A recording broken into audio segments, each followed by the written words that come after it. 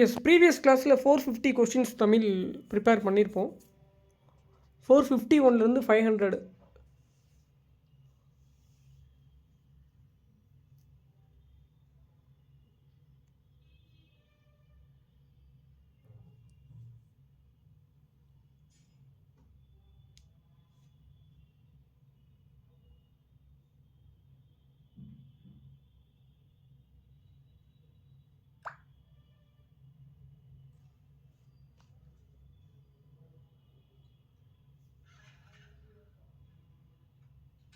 Fifty three பாருங்கள்.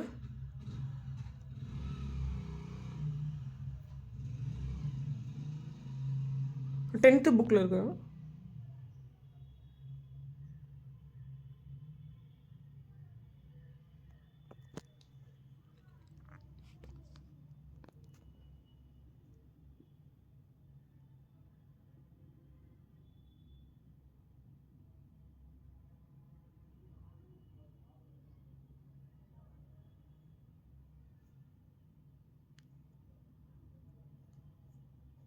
Eleventh புக்கில் ராசராச சோழனுக்கு கோயில் கட்ட வேண்டும் என்ற ஆர்வத்தை தூண்டிய கோயில் இது.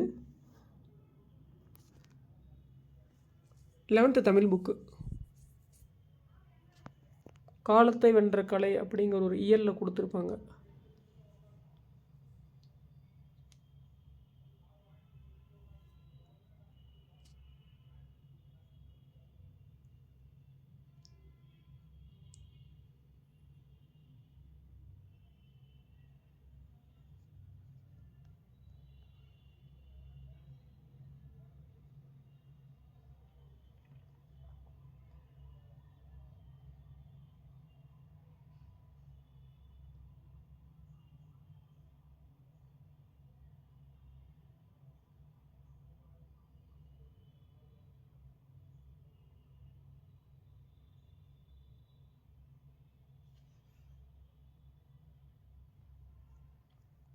கொஸ்டின் நம்பர் 56 பாருங்கள்.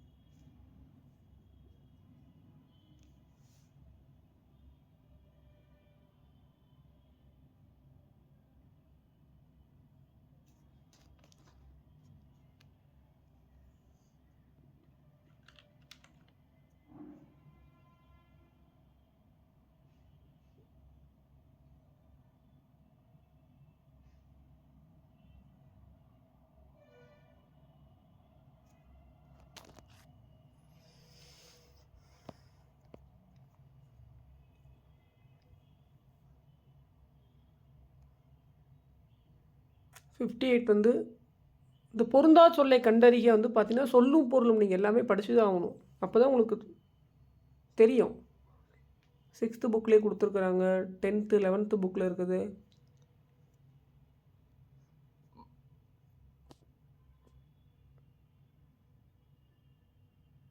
இந்த சொற்கள் எல்லாமே 10th 11th book 6th புக்லேயே.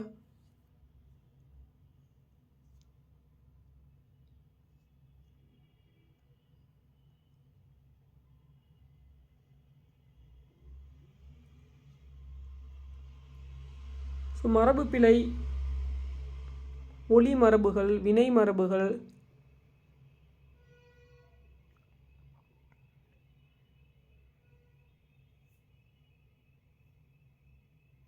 So 25,000 questions நீங்கள் ஓரளவுக்கு ரீட் பண்ணிங்கன்னா ஓரளவுக்கு தமிழ் இலக்கணம்,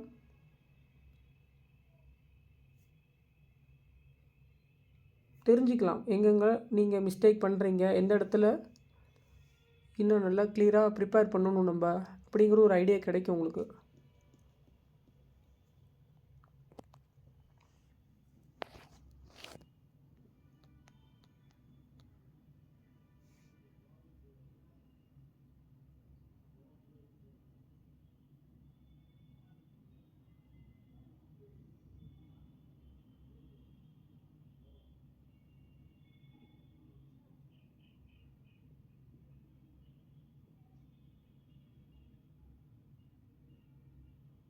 ஆப்ஷன் ஏவும் சியும் பாருங்கள் ஒரே மாதிரியே இருக்கும். Option A and C. Including option D பாருங்கள். Option A, C, D. வியாழக்கிழமை அப்படிங்கிறது ஒரு இக்கு வராது.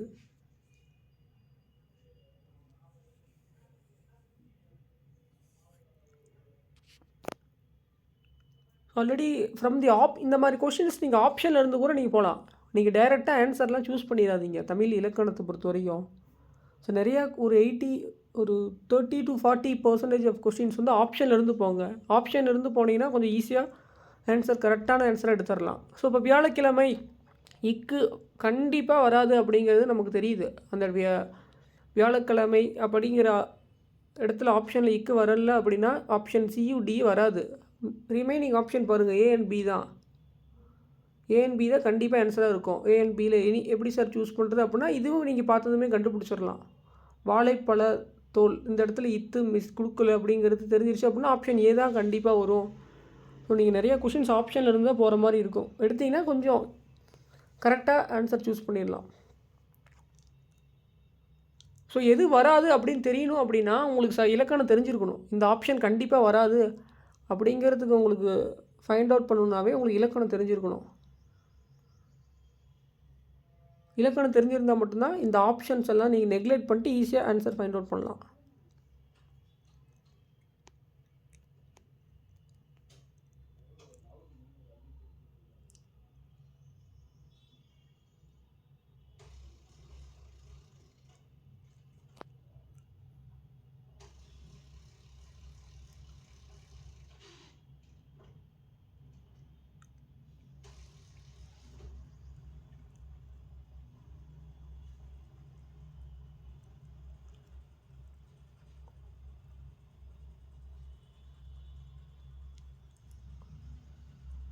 ஸோ தன்வினை, பிறவினை, காரண வினை இதுலேருந்து கொஷின்ஸ் ரிப்பீட்டடாக எல்லா எக்ஸாம்ஸ்லையும் கேட்டிருக்கிறாங்க. நீங்கள் நம்ம டிஸ்கஷன் பண்ணதுலேயே எவ்ரி 100 கொஷின்ஸ் பார்த்தீங்கன்னா உங்களுக்கு தெரியும்.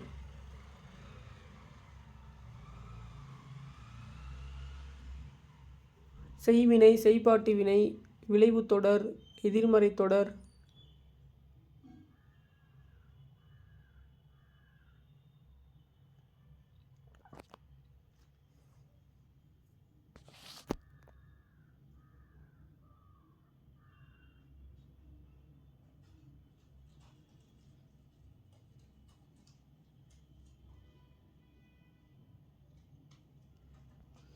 விடைக்கேற்ற வினா பாருங்கள்.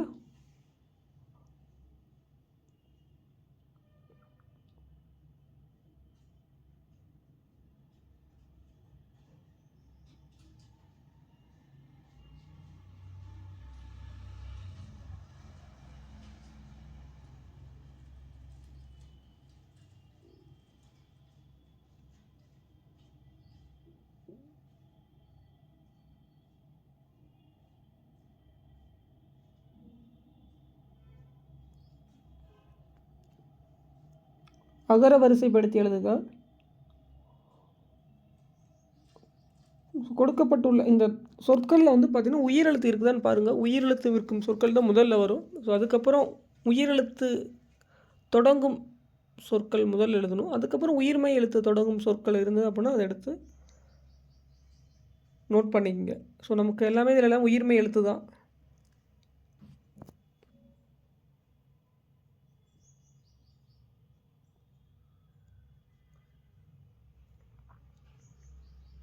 தா என்ற வேர்ச்சொல்லின் வினையாளனை பெயர்.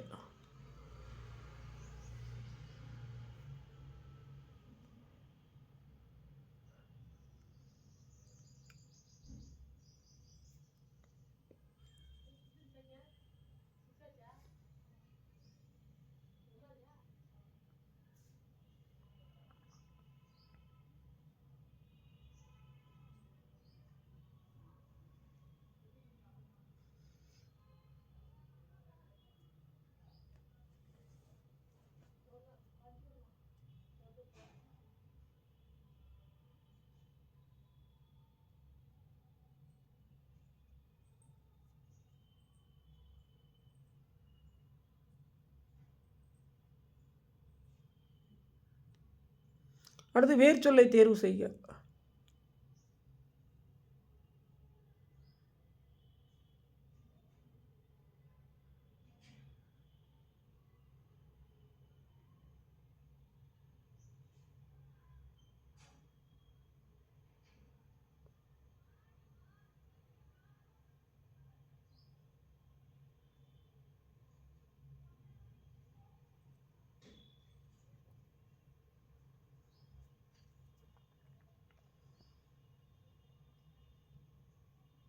வேர்ச்சொல் அப்படின்னா கட்டளை இடுதல்.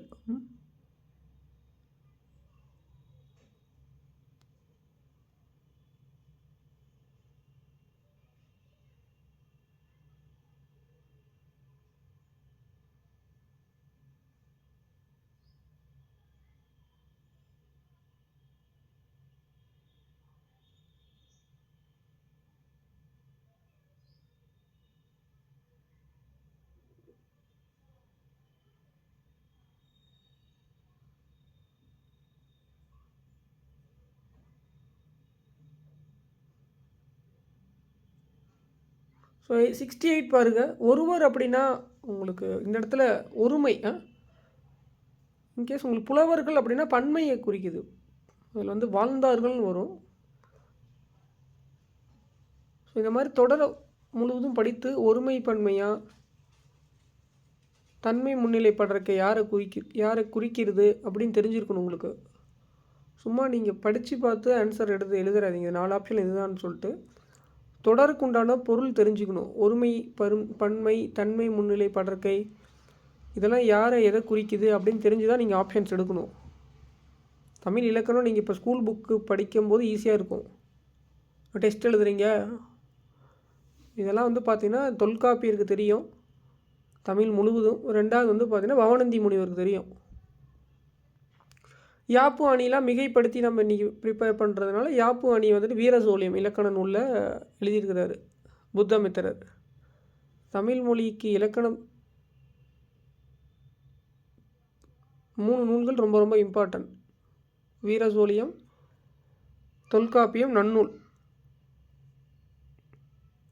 ஏன்னா தொல்காப்பியம் எழுதுனதுக்கப்புறம் 1700 வருஷத்துக்கு அப்புறம் தான் நன்னூலே எழுதுனாங்க. ஸோ அப்படிங்கும்போது பார்த்துக்குங்க தமிழ் மொழி வந்து அவ்வளோ இலக்கணம் வந்து ஈஸியான பகுதி கிடையாது. நீங்கள் எக்ஸாம் பாயிண்ட் ஆஃப் வியூவில் வந்து சும்மா புக்கில் 4 லைன் படிச்சுட்டு டெஸ்ட்டு அப்படியே மனப்பாடம் பண்ணுறதுலாம் வந்து எக்ஸாம் ஹாலில் தான் அதனுடைய அவுட்புட் தெரியும் உங்களுக்கு. எழுதிட்டு வந்தது தான் தெரியும் உங்களுக்கு. ஆன்சர் கீ செக் பண்ணும்போது எல்லாமே தெரிஞ்சு ஆன்சர் ஈஸியாக இருக்கும். கொஸ்டின்ஸ் எல்லாம் இப்போ இணைப்பு சொல்லலாம் வந்து பார்த்திங்கன்னா நம்ம ரொம்ப சிம்பிள் கொஷினாக கேட்க போகிறாங்க. ஆனால் அதுக்கு ஆன்சர் எடுக்கிறது தான் வந்து பெரிய. ஏன்னா உங்களுக்கு நீங்கள் சும்மா அப்படியே நம்ம டே பை டே லைஃப்பில் பேசுகிறதெல்லாம் அங்கே வந்துட்டு கொஸ்டின் ஆன்சராக வராது, ஆன்சராக இருக்காது.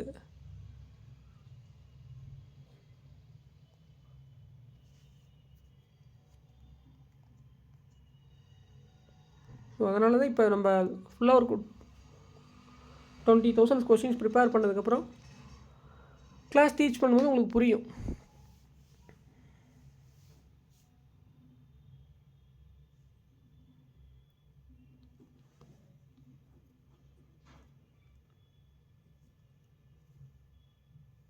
அதுவும் ஃபஸ்ட்டு டைம் ப்ரிப்பரேஷன் பண்ணுறவங்களாம் நல்லா புரிஞ்சு படிங்க. ஃபுல்லாக தமிழ் புரிஞ்சு படித்தா இலக்கணம் ஃபுல்லாக பொருள் அறிந்து படித்தால் மட்டும்தான் விடை அளிக்க முடியும். மனப்பாடம் பண்ணால் 80 கொஸ்டின்ஸ் 75 to 80 கொஸ்டின்ஸ் வந்து கிராக் பண்ணுறதே பெரிய விஷயமா இருக்கும் தமிழ்.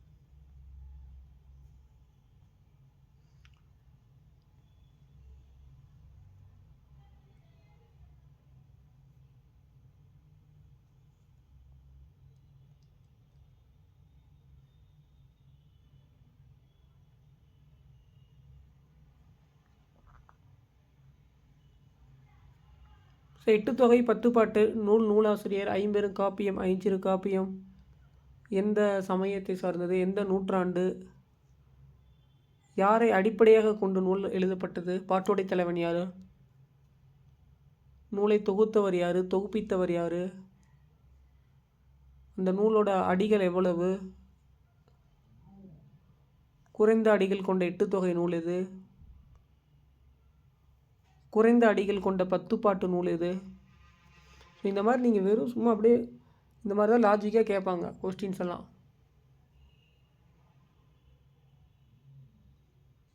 நீங்கள் ஓவராலாக படித்ததை லாஜிக்காக கொஷின்ஸ் கேட்கும்போது கொஞ்சம் வந்து பார்த்திங்கன்னா ஆப்ஷன்ஸு இதுவா அதுவா அப்படின்னு ஆயிரும் உங்களுக்கு எக்ஸாம் ஹாலில். ஸோ அதனால் இந்த மாதிரி ஒரு டாபிக் எடுத்தீங்க அப்படின்னா ஸ்கூல் புக்கை படிச்சுட்டு ஃபுல்லாகவே உங்களுக்கு தெரிஞ்சிருக்கணும். இதனால இப்போ நீங்கள் ஸ்கூல் புக்கில் அந்த இடத்துல இப்போ 6th புக்கு 83rd பேஜில் நான் கொஷின்ஸ் கேட்டுட்டாங்க அப்படின்னா ஸோ நிறைய பேர் கொஷின்ஸ் முந்தியில் எழுதிடுவாங்க. இப்போ 6th book 10th book 11th 12th 4 questions 4 புக்கில் இருந்து ஒரு கொஷின்ஸ் ஃப்ரேம் பண்ணால் என்ன பண்ணுவீங்க? ஸோ அப்படி தான் கேட்குறாங்க. இப்போ ரீசெண்டாக வந்து பார்த்தீங்கன்னா லாஸ்ட் 1 or 2 இயர்ஸாக அப்படி தான் கேட்டுக்கிட்டு இருக்கிறாங்க. 6th புக்கிலிருந்து ஃபார் எக்ஸாம்பிள் கவி ஞாயிறு, 11th புக்கில் 10th புக்கில் மொழி ஞாயிறு, 11th புக்கில் தமிழ் இமயம், 12th புக்கில் மாப்போசி, 10th புக்கில் மாப்போசி. நாட் ஓன்லி ஃபார் ஒரு கொஸ்டின் அந்த மாதிரி கிடையாது, 10 to 15 கொஸ்டின்ஸே உங்களுக்கு 6th to 12th book combine பண்ணி எடுக்கும்போது ஸ்டூடெண்ட்ஸுக்கு வந்து பார்த்திங்கன்னா வேரியேஷன் எக்ஸாம் ஹாலில் ஃபைண்ட் அவுட் பண்ணுறது கொஞ்சம் டஃப்பாக இருக்கும். நிறைய மிஸ்டேக்ஸ் பண்ணுறதுக்கு வாய்ப்புகள் அதிகம் தமிழில்.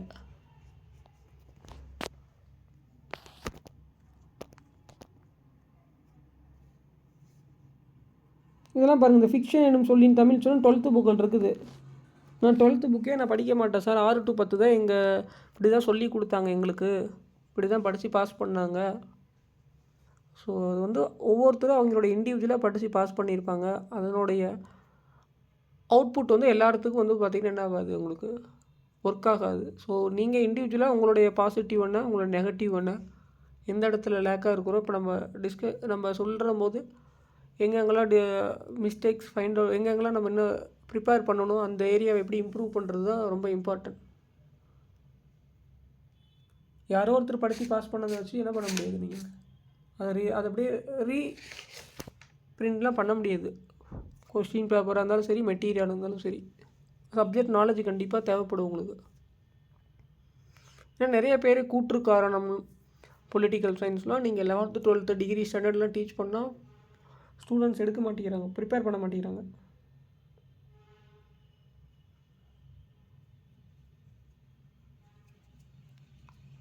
ஸோ இந்த எக்ஸாம்ஸை மோஸ்ட்லி கிளியர் பண்ணுறதெல்லாம் காம்படிட்டிவ் எக்ஸாமில் 2, 3, 4 இயர்ஸாக ரிப்பீட்டடாக இங்கே ப்ராக்டிஸ் பண்ணி தமிழ் ப்ராக்டிஸ் பண்ணி கிளியர் பண்ணுறாங்க.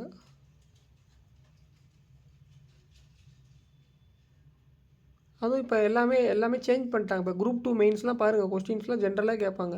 இப்போ திரும்ப ஸ்டூடெண்ட்ஸ் வந்து பார்த்தீங்கன்னா மெட்டீரியல் தான் 10 பாயிண்ட்ஸ் கொடுங்க சாருங்கிறான். Group 2A Group 2க்குலாம் மெட்டீரியல் கொடுங்கங்கிறாங்க. மெட்டீரியல்லாம் எதுவுமே கிடையாதா தம்பிட்டனாலாம் Group 2க்குலாம். கவர்மெண்ட் வெப்சைட்டை ஃபாலோ பண்ண தெரிய மாட்டேங்குது, கவர்மெண்ட் பாலிசி நோட்ஸ் தெரியல. ஃபிக்ஷன் என்னும் சொல்லின் தமிழ் சொல் புனைவு.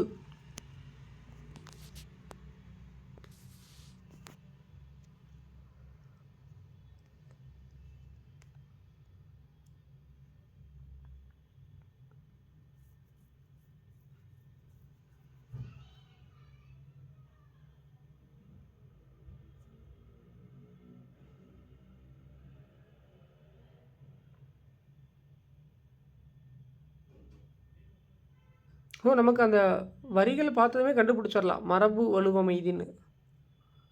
இந்த பாடலை படிச்சிங்க அப்படின்னா அது இடத்தையோ பாலையோ திணையோ குறிக்கல.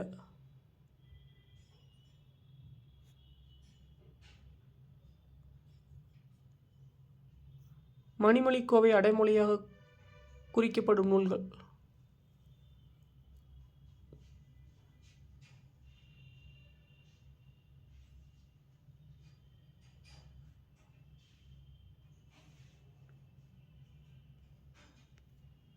பதினெட்டால் 18 நூல்கள். 18 அறநூல் கிடையாது. திருக்குறள் வந்து பார்த்தீங்கன்னா அறநூல், நாலடியார், 18 நூல்களும் வந்து பார்த்தீங்கன்னா அறநூல் கிடையாது. திருக்குறள், நாலடியார் போன்ற ஒரு சில நூல்கள் வந்து பார்த்திங்கன்னா அறநூல்களாக எழுதப்பட்டுள்ளன. கொஷின் கேட்டிருக்கிறாங்க, 18மே அறநூலா அப்படின்னு குரூப் எக்ஸாம்ஸு ரீசன்ட் டிஎன்பிசி எக்ஸாம்ஸில் கொஷின்ஸ் கேட்டிருக்கிறாங்க. ஸோ 18 நூலுமே அறநூல் கிடையாது. ஒரு சிலது வந்து பார்த்திங்கன்னா உங்களுக்கு மருத்துவத்தை பற்றி எழுதியிருப்பாங்க நூட்கள்லேயே. இயலாதி, திரிகடிகம்,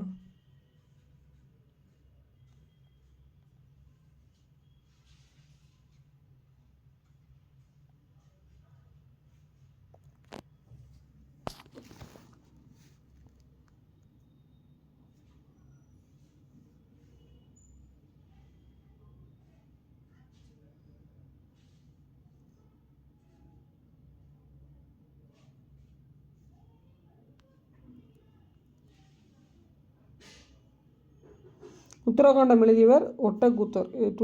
இது ஓல்டு புக்கில் இருக்கும், ஓல்டு 11th புக்கில் இருக்கும்.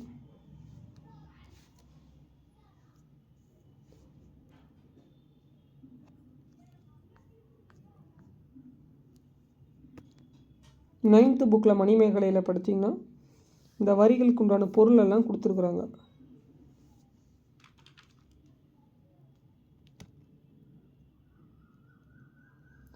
ஸோ சிலபஸில் இருக்கிற கொஸ்டின்ஸ்க்கெலாம் நீங்கள் ஈஸியாக ஃபைண்ட் அவுட் பண்ணிடலாம். சிலபஸில் அந்த பேசேஜ் கொடுத்து கொஷின் கேட்டுருக்குறாங்க, கட்டுரை கொடுத்து கொஷின்லாம் அதெல்லாம் ரொம்ப ஈஸியாக தான் இருக்கும். அதுக்கு இலக்கணம் தெரிஞ்சிருக்கணும்.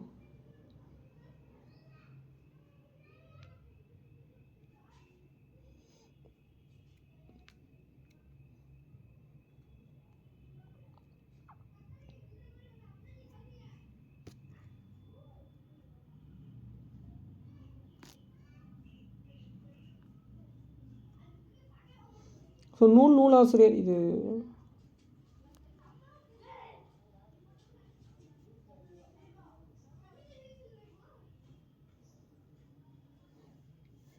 சிலப்பதிகாரம். முடிகளுக்கு மூவருக்கும் உரியது என அழைக்கப்படும் காப்பியம் சிலப்பதிகாரம். ஸோ அடுத்தது 10th புக்கு, 10th பெரிய புராணத்தில் இந்த வரிகள் கொடுத்துருக்குறாங்க. நீபவனம், கடம்பவனம் அப்படிங்கிற பொருள்.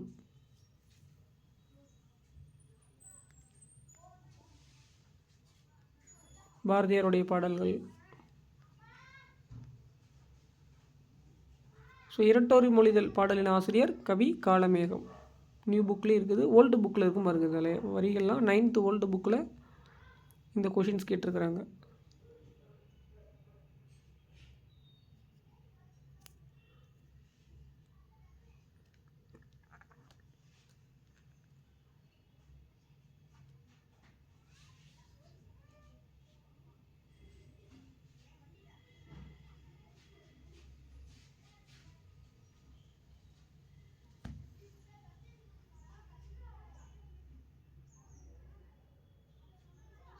லெவன்த்து நியூ புக்கில் இருக்குது.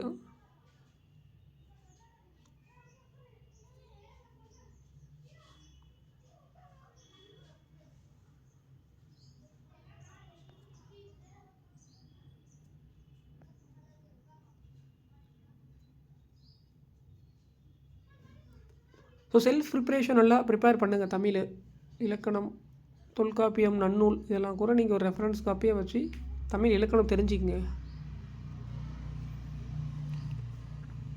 ஸோ இதுதான் உங்களுக்கு ஒரே ஒரு ரெஃபரன்ஸ் வந்து பார்த்திங்கன்னா தொல்காப்பியர் எழுதிய இலக்கணம், பவணந்தி முனிவர் எழுதிய நன்னூல். இந்த நூட்கள் உங்கள்கிட்ட இருந்ததுன்னா இல்லை தெரிஞ்சுக்குங்க. அதை அடிப்படையாக கொண்டு இலக்கணம் கற்றுக்கொண்டால் நீங்கள் உங்களுக்கு எக்ஸாம் ஈஸியாக இருக்கும். எக்ஸாம் பாயிண்ட் ஆஃப் வியூவில், எக்ஸாம் ஹாலில் கண்டிப்பாக உங்களுக்கு ஆப்ஷன்ஸ்லாம் ஈஸியாக நீங்கள் நெக்லெக்ட் பண்ணி ஆன்சர் சூஸ் பண்ணிடலாம்.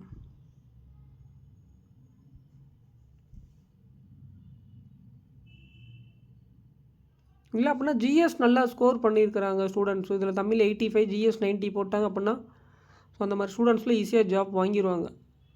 ஜிஎஸ் 90, 95 போட்டு 93 போட்டு தமிழ் 80 கொஷின்ஸ் தான் போட்டிருக்க இப்போ கிராக் பண்ணியிருந்தா கூட அந்த மாதிரி ஸ்டூடெண்ட்ஸு ஜாப் கிடச்சிரும் எங்களுக்கு 173, 175லாம். இப்போ தமிழ் 80 எனக்கு ஜிகேவாக அந்த பக்கம் 75, 80னா 155 தான் வந்து நிற்க போகுது. ஸோ அப்படிங்கும் போது உங்களுக்கு தமிழும் லேக், ஜென்ரல் ஸ்டடீஸும் லேக் அப்படின்னா ஃபஸ்ட்டு 10,000 to 15,000 ஜாப் தான் வந்து பார்த்திங்கன்னா உங்களுக்கு வேக்கன்சி ரெக்ரூட்மெண்ட் பண்ணுவாங்க. ப்ரீவியஸாக நம்ம பார்த்துருக்குறோம் மேக்ஸிமம் 15,000.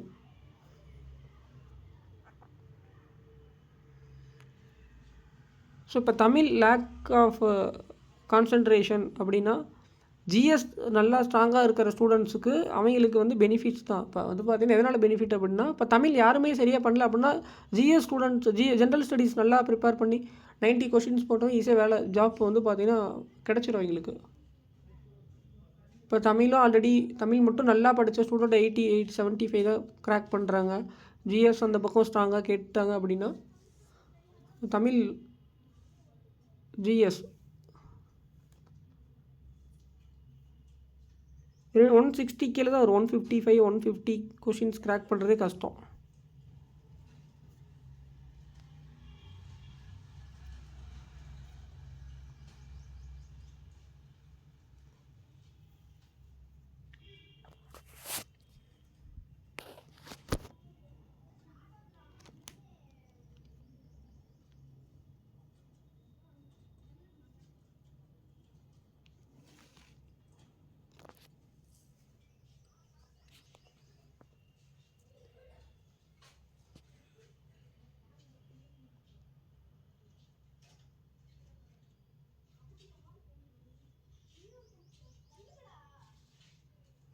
பாருங்கள் இப்போ மார்கழி திங்கள், மார்கழி மாதத்தில் வந்து பார்த்திங்கன்னா உங்களுக்கு திருமால் கோயில்களிலும் வீடுகளிலும் ஓதப்படும் பாடல் திருப்பாவை.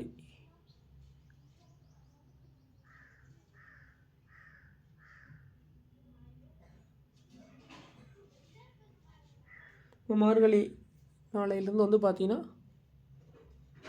மார்கழி இறுதி நாள் தான் இன்றைக்கி நம்ம போகி பண்டிகை கொண்டாடுறோம். நாளைக்கு தை பிறந்தால் வழி பிறக்கும் தை 1.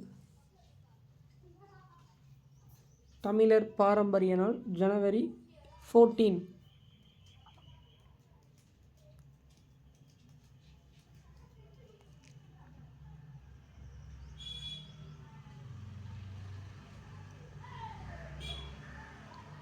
தமிழ் பெருங்காவலர் என சிறப்பு பெயர் புரியவர் தேவநாய பவனார்.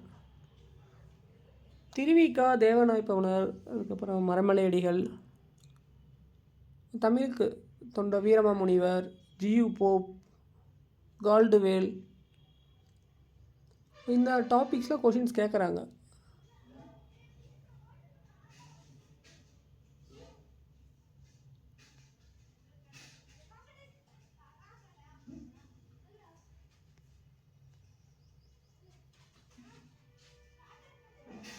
காந்தியடிகள் இது ஓல்டு 10th புக்கில் இருக்குது. தமிழக அரசின் பாவேந்தர் நினைவு பரிசினை பெற்ற முதற் பாவலர் சுரதா.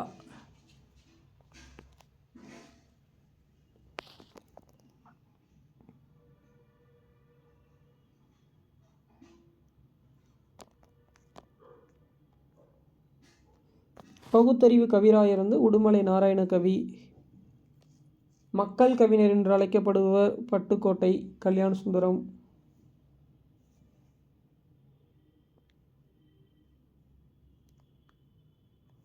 பாவேந்தர் பாரதிதாசன் வாழ்வினில் செம்மையை செய்பவள் நீயே எனும் தமிழ் தாய் வாழ்த்து பாடலை பாடியவர்.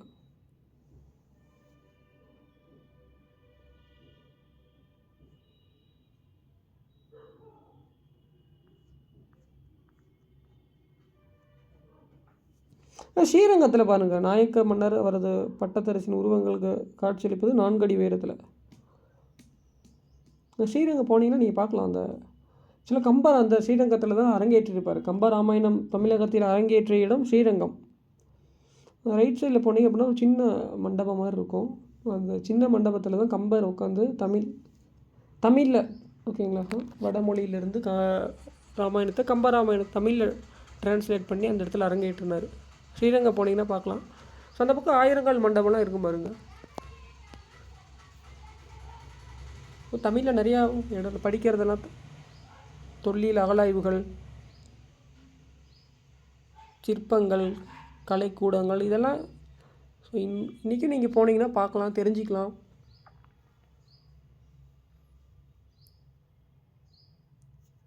எவ்வளோ வருடத்துக்கு முன்னாடி வந்து பார்த்திங்கன்னா அதெல்லாம் கன்ஸ்ட்ரக்ஷன் பண்ணது.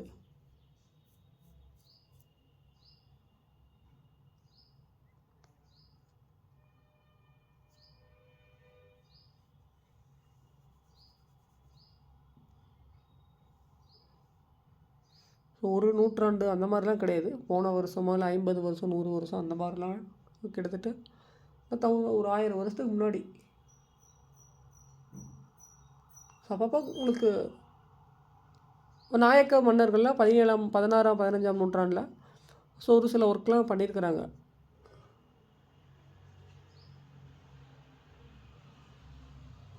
நீங்கள் நம்ம இந்த இதில் டைரெக்டாக நீங்கள் விசிட் பண்ணியிருந்தீங்க அப்படின்னா தெரியும் உங்களுக்கு, பார்த்தீங்க அப்படின்னா.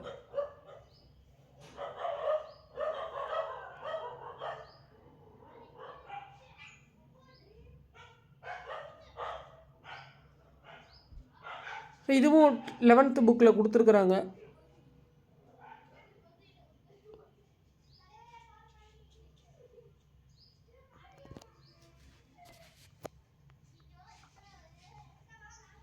தேவநாய் பவனாரம் இது ஓல்டு புக்கு, பழைய புத்தகத்தில் இந்த வரிகள் இடம் பெற்றிருக்குது. Old 7th or 8th book.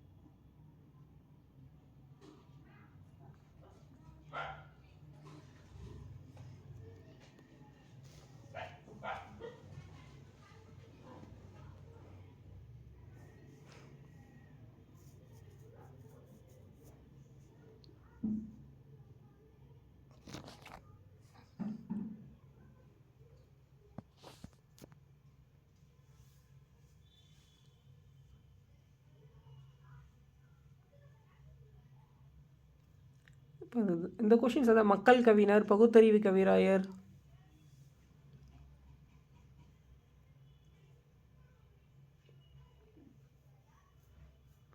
தவறான தொடர். இது வந்து மும்பை, இது வந்து திருவனந்தபுரம் வரும். நேற்று கூட நம்ம ஆல்ரெடி கொஷின்ஸில் பார்த்துருப்போம். இந்தியாவின் முதல் பொது நூலகம் திருவனந்தபுரம், ட்ரிவான்கோர். ஸோ ரிமைனிங் ஆப்ஷன் எல்லாமே உங்களுக்கு சரியான தொடர். கொஷின் தவறான தொடர் கேட்குறாங்க. நிறைய பேர் இந்த கொஷின்ஸ்க்கு ஃபஸ்ட் ஆப்ஷன் தான் சரியான தொடர் எடுத்துடுறாங்க. நம்ம டெஸ்ட் வைக்கும் போதே சரியான தொடர்னா தவறானது, தவறான தொடர்னா சரியானது சூஸ் பண்ணுறாங்க. அது கொஸ்டின்ஸை என்ன கேட்குறாங்கன்னு ஃபஸ்ட்டு ரீட் பண்ணுங்கள். தவறான தொடர் அப்படின்னா 4 ஆப்ஷனில் எந்த ஆப்ஷன் ராங் பேர் இல்லை ராங் ஸ்டேட்மெண்ட் அப்படின்னு பார்க்கணும் நீங்கள். நெக்ஸ்ட்டு செஷனில் 501 ப்ரிப்பேர் பண்ணலாம்.